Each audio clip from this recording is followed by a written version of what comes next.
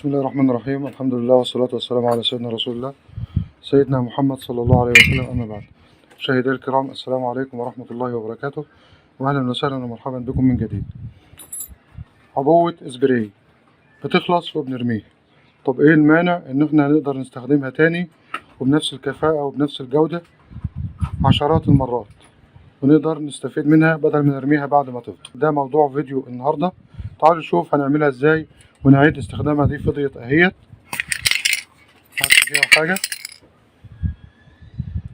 هنعيد استخدامها وهنعرف مع بعض ازاي نقدر نستفيد بها ونشغلها من تاني. اول حاجة محتاجين قطعة شمبر طولها 25 سنتي، هنفحر فيها في الطروف من هنا ببنطة 6 ملي، وفي النص بالظبط هنفحر ببنطة 10 ملي. بعدين هنجيب شمبر بتاع عجلة يكون قديم، وناخد الإبرة بتاعته بالبلف زي ده كده بالظبط. بعدين هنفوت الشمبر أو البلف بتاع الشمبر من هنا كده،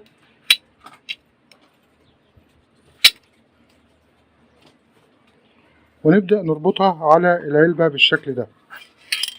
بس قبل ما نربطها على العلبة بنفور هنا ببنطة 6 ملي أو بنطة 8 ملي عشان نعدي منها السائل. بنفك معانا. المهم هنظبط ونتأكد إنه الفتحة ديت قبل فتحة العلبة كده، هنقعد نتحرك بيها كده أهي لما تظبط قبل بعضها.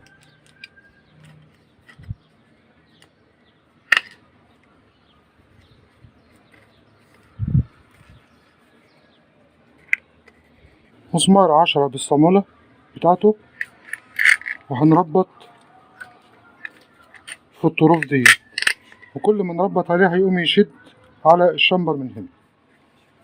ده بقى شكل العبوة بعد ما عملنا البلف وربطنا وحرقنا عليه بالمسمار.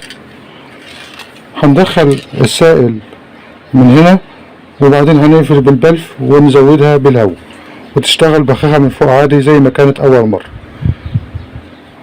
نجرب ونحط فيها سائل ونقفل عليه ونزوده بالهواء كده ونشوف مع بعض.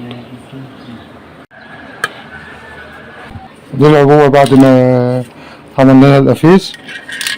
دي وصلة خرطوم هنركبها على البلف هنا علشان نعبي منه. فيها غطا ازازة حاجة ساقعة، وهنربط عليها الغطا بالشكل ده.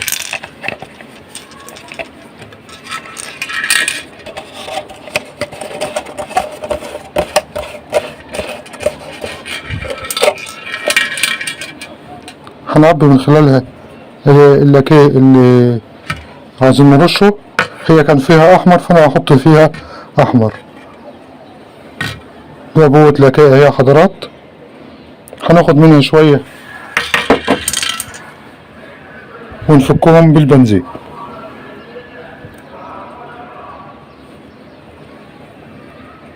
بنزين اهوت، هنزوده بالبنزين عشان يبقى خفيف اثناء الرش.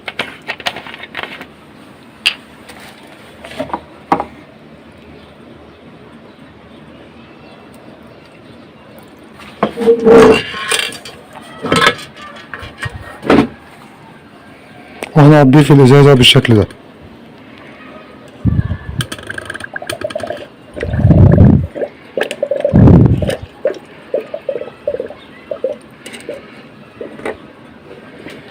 هنصبر عليها اما تسحب كل اللي في الازازة. هي بتسحب اهيت.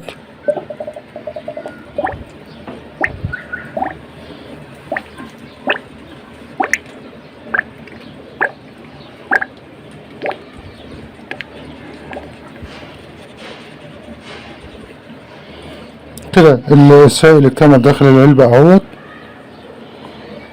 هنشيل الازازة ديت وهنقفل البلف ونعبيها هواء من المنفاخ بتاع العجلة او كمبروسر المتاح عندك. هنقفل البلف اهوت، وبعدين هنزودها بالهواء.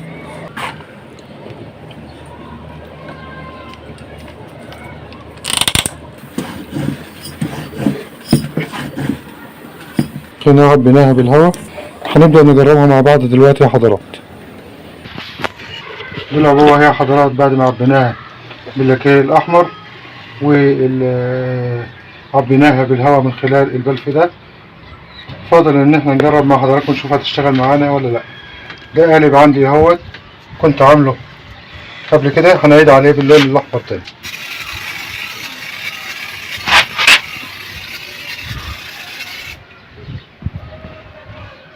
زي ما حضراتكم شايفين شغاله معانا اهيت وصبغت القالب اللي احنا بنلونه.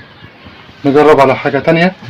هات فرخ ورق من اللي هناك دهوت، هنجرب عليه برضو امام حضراتكم اهو. زي ما حضراتكم شايفين بترش معانا بشكل كويس، ونقدر بالشكل ده نستخدمها بدل المرة عشرات المرات.